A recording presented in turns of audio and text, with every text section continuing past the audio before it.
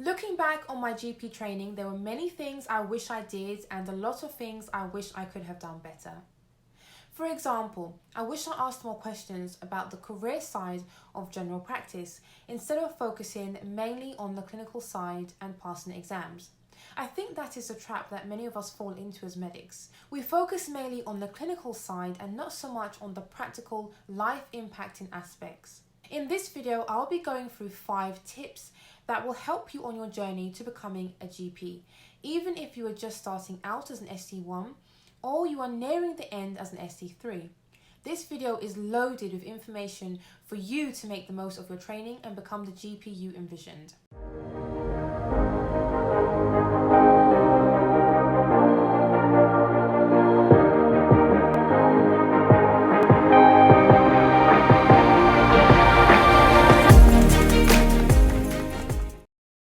Hi everyone and welcome back. If you're new, then a massive welcome to you. My name is Dr. Baptiste and I currently work as a portfolio GP in a remote role. If you don't know much about a portfolio career, then why not check out an earlier video here. And for those of you loyal subscribers who always watch my videos, share and like, then thank you so much for your support. I hope you're enjoying the content on my channel. So let's get into the video.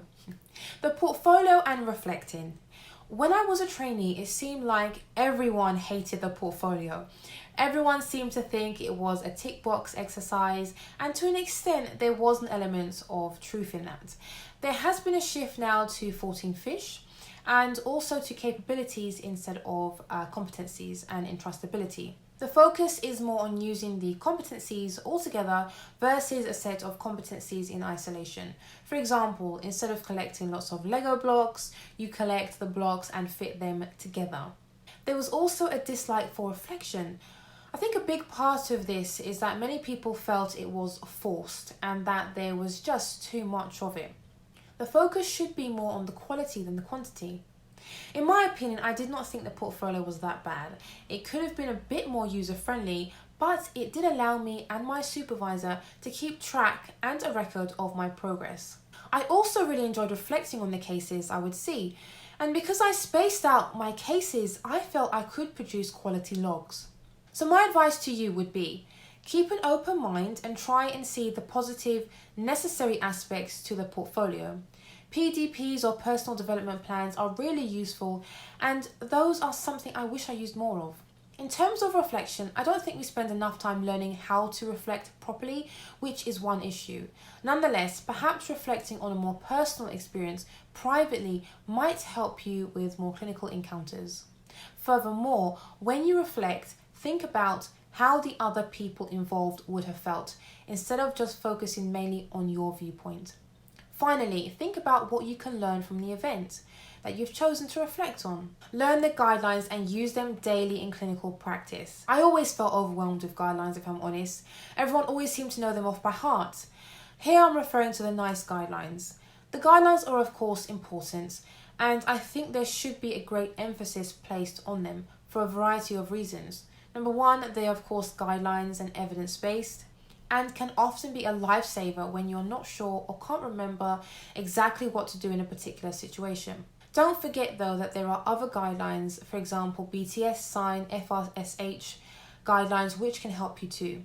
I would try to use them every day, and the ones that you may not use very often, you should read up on in your spare time and record these in your portfolio. Exams. Towards the end of my training, I was so tired of sitting exams. Anyway, here are my key tips for you when it comes to sitting your written and practical exams. Prepare well. Now it sounds obvious, but it can be hard to juggle demanding clinical work and busy rotations with exam preparation. Most people do well, but for others it can be a struggle, especially if you have young children or have to care for older relatives. Of course, unexpected life events such as bereavements can also occur. Ensure you have a strategy or a plan for how you will pass your exams, because you will pass. Who could help support you? Peers, family, friends, and how? And how can you support others? Take your exam at the right time for you. This links in with the point above. If you've had a massive life event that has affected you greatly, it may not be the right time to sit that exam. Can you postpone it? Can you reschedule it for a potentially better time? Don't rush when you sit your exam. I did, and it did not work out well for me. I talk all about my exam failure in an earlier video here. Use a variety of resources to learn. There are so many good resources out there, online and offline resources such as flashcards, apps, videos, books, and courses. Now, I'm not going to recommend any here, but there are more than enough resources to help you pass your exams. Know your learning style. So you may already know your learning style or styles or what works for you. If you don't know, then now is the time to do your research and get to know what suits you and what produces results. Do not work alone. Regardless of whether you are sitting the written or practical exam, try and form a study group early on. Studying in isolation, which can be easy to do for your written exam, is not the best way to learn. For some, yes, but I think you will learn more and be more productive if you at least spend some of your time studying with others. Practice daily with patience. Even when your exam is not nearby, get into the habit of developing your own structure and consulting style every single time. Use your time with patients to practice. Focus more on weaker areas such as explaining the diagnosis to the patient in simpler terms. How would you consult with a patient when being observed or sitting your exam? Be observed as much as possible, as often as possible. Trust me, you may feel silly or embarrassed at first, but this is the only way to get better and get better quickly. You will rapidly build the confidence you need for your exams and independent practice as a GP. Know your options. Like I said at the start of the video, many trainees, including myself, do not consider the wider career or non-clinical aspects seriously. Perhaps they do towards the end of their training. It is important to consider the various options that are available to you and what you would like to work towards or try when you qualify.